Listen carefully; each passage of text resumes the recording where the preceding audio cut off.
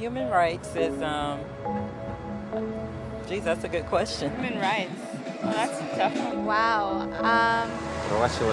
I don't even know how to give that a definition. I would probably have to do a little bit of homework or something. Yeah, any right that I think just as a normal, human, The rights that humans have. Oh, that's a very large debate. Mezclar que son mange ting. Tú le puedes preguntar a 20 personas y te van a dar 20 diferentes opiniones. Non saprei, una domanda complicatissima. We just take them for granted that they're there, but we don't even consider what they are.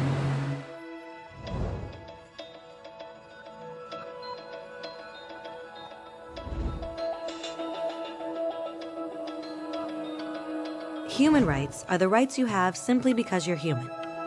It's how you instinctively expect and deserve to be treated as a person, like the right to live freely, to speak your mind, and to be treated as an equal. There are many kinds of rights.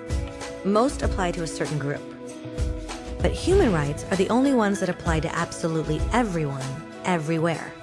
That means kids, old people, poor people, basketball players, garbage men, rappers, teachers, Africans, Indians, Albanians, Christians, Muslims, Kabbalists, atheists, your mom, your dad, your next door neighbor, and you all have the exact same human rights.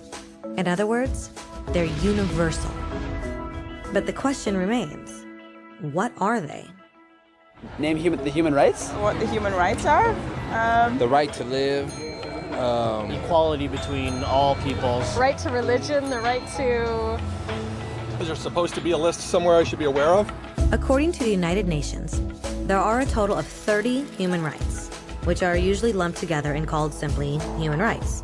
They're all listed out in the Universal Declaration of Human Rights, which is the world's most widely accepted document on the subject. But it was a long time in coming. At first, there were no human rights. If you were in with the right crowd, you were safe. If you weren't, well, you weren't. But then a guy named Cyrus the Great decided to change all that. After conquering Babylon, he did something completely revolutionary. He announced that all slaves were free to go. He also said people had the freedom to choose their religion, no matter what crowd they were a part of. They documented his words on a clay tablet known as the Cyrus Cylinder. And just like that, human rights were born. The idea spread quickly to Greece, to India, and eventually to Rome. They noticed that people naturally followed certain laws, even if they weren't told to. They called this natural law, but it kept getting trampled on by those in power. Not until 1,000 years later in England did they finally get a king to agree that no one can overrule the rights of the people, not even a king. People's rights were finally recognized, and they were now safe from those in power. Kind of. It still took a bunch of British rebels declaring their independence before the king got the point that all men are created equal. Which isn't to say he liked the idea, but he couldn't stop them, and America was born. The French immediately followed with their own revolution for their own rights. Their list was even longer, and they insisted that these rights weren't just made up. They were natural. The Roman concept of natural law had become natural rights. Unfortunately, not everyone was so thrilled. In France, a general named Napoleon decided to overthrow the new French democracy and crown himself emperor of the world. He almost succeeded, but the countries of Europe joined forces and defeated him. Human rights was again a hot topic. They drew up international agreements, broadly granting many rights across Europe. But only across Europe. The rest of the world somehow still didn't qualify. Instead, they got invaded, conquered, and consumed by Europe's massive empires. But then a young lawyer from India decided enough was enough. His name was Mahatma Gandhi, and in the face of violence, he insisted that all people of Earth had rights, not just in Europe. Eventually, even Europeans started to agree. But it wasn't going to be that easy. 2 world wars erupted. Hitler exterminated half the Jewish population of Earth in horrifying Nazi death camps. And all told, 90 million people died. Never had human rights been so terrifyingly close to extinction. and never had the world been more desperate for change. So the countries of Earth banded together and formed the United Nations. Their basic purpose was to reaffirm faith in fundamental human rights, in the dignity and worth of the human person. But what were human rights? Were they the proclamations of Cyrus, the natural laws of Rome, the declarations of France? Everyone seemed to have a slightly different idea of what human rights should be. But under the supervision of Eleanor Roosevelt, they finally agreed on a set of rights that applied to absolutely everyone. The Universal Declaration of Human Rights. The French concept of natural rights had finally become human rights.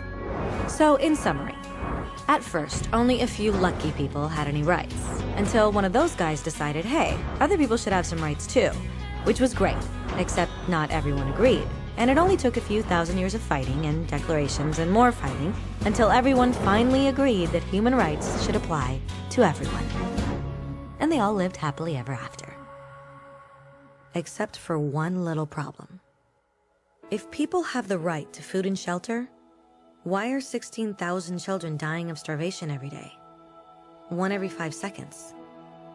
If people have freedom of speech, why are thousands in prison for speaking their minds? If people have the right to education, why are over 1 billion adults unable to read? If slavery has truly been abolished, why are 27 million people still enslaved today? More than twice as many as in 1800. The fact is, when it was signed, the Universal Declaration of Human Rights did not have the force of law. It was optional. And despite many more documents, conventions, treaties, and laws, it's still little more than words on a page. So the question is, who will make those words a reality? I have a dream today. When Dr. King marched for racial equality, he was marching for rights that had been guaranteed by the United Nations for almost 2 decades. But still, he marched. When Nelson Mandela stood up for social justice in the 1990s, his country had already agreed to abolish such discrimination for almost 40 years. But still, he fought. Those who fight today against torture, poverty, and discrimination are not giants or superheroes. They're people. Kids, mothers, fathers, teachers. Free-thinking individuals who refuse to be silent. Who realize that human rights are not a history lesson. They're not words on a page. They're not speeches or commercials or PR campaigns. They are the choices we make every day as human beings. They are the responsibility we all share to respect each other, to help each other, and to protect those in need. As Eleanor Roosevelt said, where, after all, do universal human rights begin? In small places close to home. So close and so small that they cannot be seen on any maps of the world. Yet they are the world of the individual person, the neighborhood he lives in, the school or college he attends, the factory, farm, or office where he works. Such are the places where every man, woman, and child seeks equal justice, equal opportunity, equal dignity without discrimination. Unless these rights have meaning there, they have little meaning anywhere.